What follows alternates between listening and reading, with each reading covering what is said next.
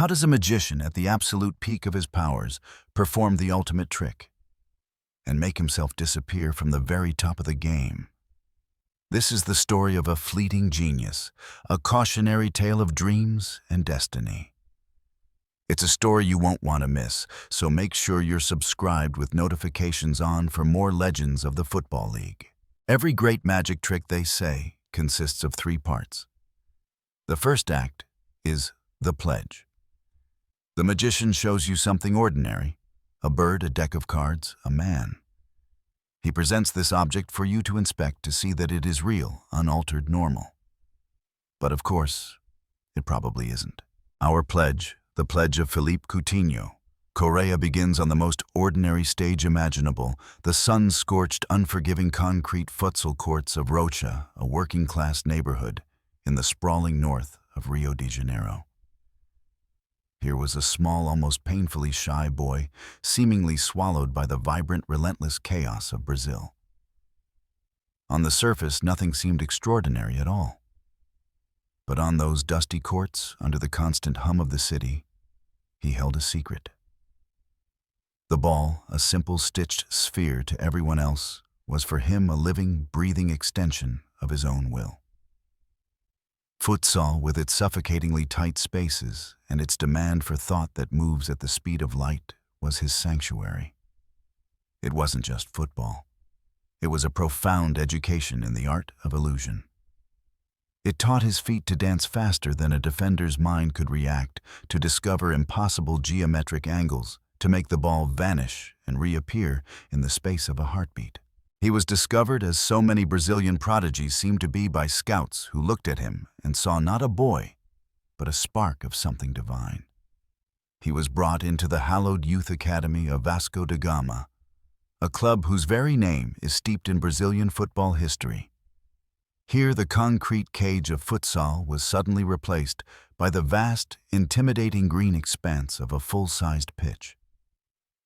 For many, it's a daunting transition, a world too big. But for Philippe, it was simply a larger stage on which to perform his magic.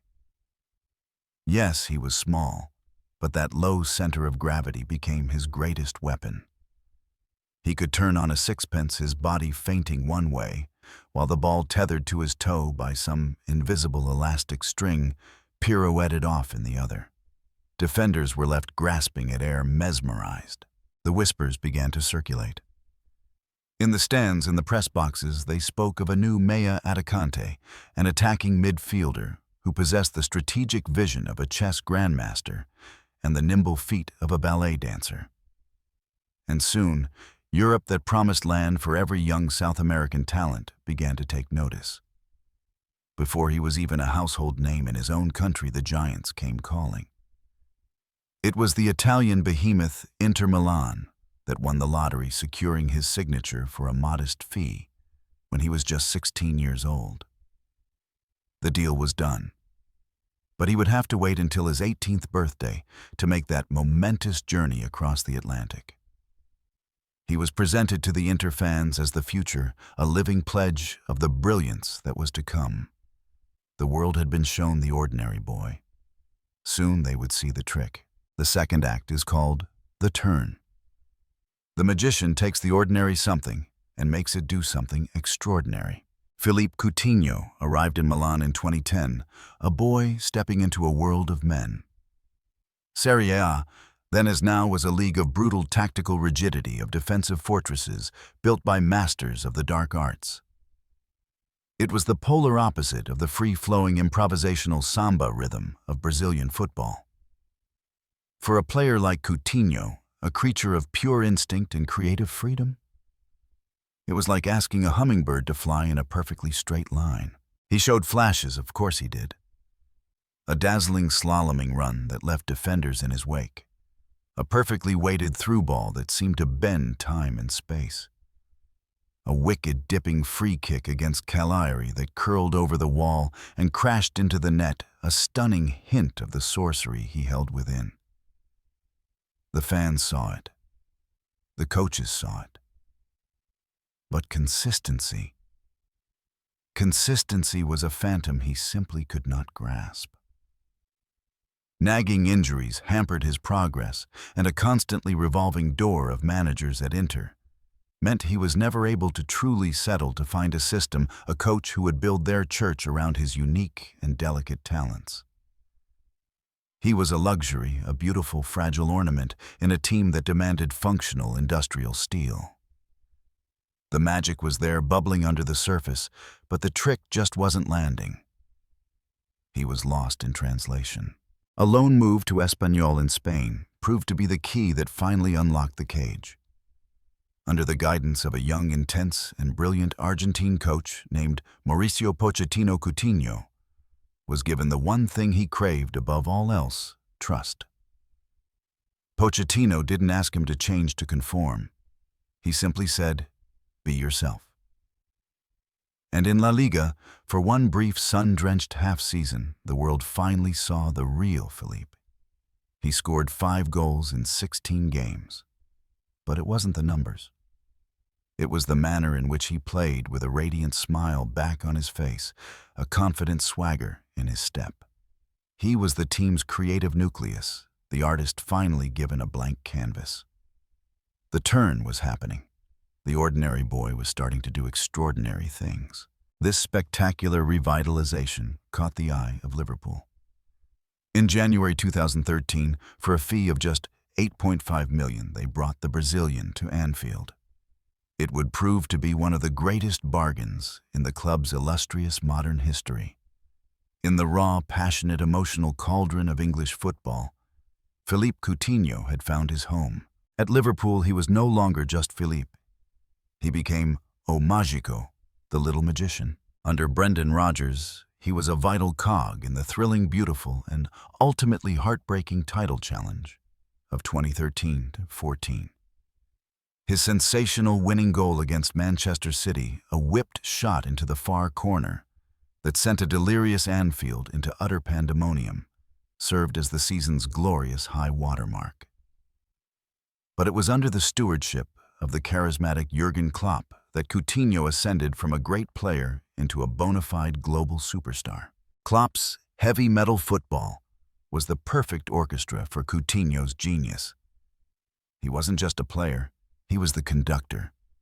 Playing from the left of a devastating front three, he was given the ultimate license to roam, to drift into those little pockets of space where he was simply untouchable. His signature move became a thing of footballing legend, a predictable yet utterly infuriatingly unstoppable act of brilliance.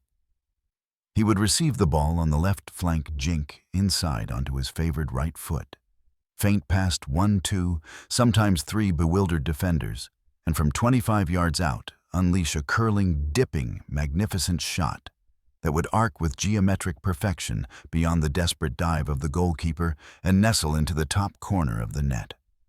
The world knew it was coming. Every defender on the pitch knew it was coming. The goalkeeper knew it was coming. And yet no one could stop it. It was pure, unadulterated magic. He formed a devastating attacking quartet with Roberto Firmino, Sadio Mane, and Mohamed Salah. They were a symphony of relentless, joyful attacking football. And Coutinho was their most creative force, their chief architect. He scored thunderbolts, he threaded impossible needle-eye passes, he dictated the tempo of entire games with an almost arrogant ease. The cop Liverpool's famed stand sang his name, with a reverence they reserve only for their greatest heroes. He was their jewel, their little magician, who could win a game with a single magnificent flick of his right boot. He had reached the summit at Anfield, but a new, even bigger stage was calling. What happened next is a tale of ambition, pressure, and heartbreak, and if you love stories that explore the human side of football, make sure you subscribe and hit that notification bell so you never miss an episode from Legends of Football League. He had taken the ordinary and made it extraordinary. The pledge and the turn were complete. All that was left was the final act. The third act of magic is called the prestige. This is the part with the twists and the turns where lives can hang in the balance. It's the part where you see something you've never ever seen before. For Philippe Coutinho, The prestige was supposed to be a move to FC Barcelona.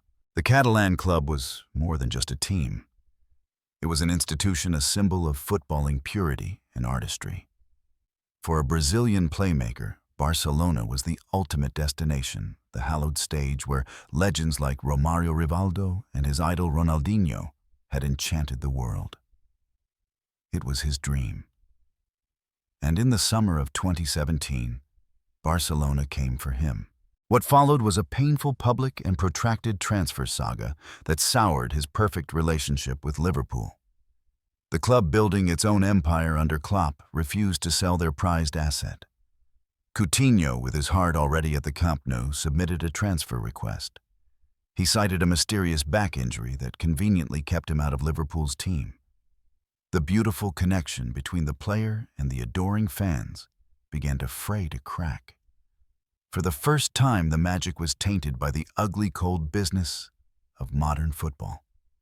He was chasing his dream, but in doing so, was he betraying the club and the fans who had given him everything? What would you have done in his shoes? Let me know your honest thoughts down in the comments. Liverpool held firm that summer, but the writing was on the wall. In January 2018, Barcelona returned with an offer that was simply impossible to refuse, a staggering fee of 142 million, making him the third most expensive footballer in the history of the game. Coutinho got his dream move. The cop was left with a suitcase full of cash and a gaping hole in its heart. But the dream, once he finally grasped it, felt like a phantom. The hallowed turf of the Camp Nou, once a destination of destiny, became a gilded cage. The weight of that astronomical fee was an anchor, not a sail. He was bought to be the heir to the legendary Andrés Iniesta in midfield, and also to help fill the gigantic void left by his friend Neymar on the wing. In the end, he was neither. In Barcelona's rigidly structured system, built entirely around the singular planetary genius of Lionel Messi, Coutinho's improvisational off-the-cuff style simply didn't fit. On the left wing, he lacked the explosive raw pace of Neymar. In central midfield, he didn't possess the metronomic control of Iniesta or the required defensive discipline. He was a free-form artist who had been asked to paint by numbers. The freedom he had cherished at Liverpool was gone, replaced by a suffocating, unbearable pressure to justify his price tag with every single touch. The confidence, the very essence of his magic, began to visibly drain away. The confident shimmy became a hesitant stutter. The curling shots started flying harmlessly over the bar. The killer passes were misplaced. The home crowd at the Camp Nou, notoriously impatient, grew restless. Their whistles and jeers became a constant, painful soundtrack to his struggles. The defining moment came in a Champions League match against Manchester United. He scored a spectacular long-range goal, a classic Coutinho strike, a ghost from his past. But his celebration was one of defiance, not joy. He stuck his fingers in his ears, a clear message to his critics. It was a gesture that severed his connection with the fans for good.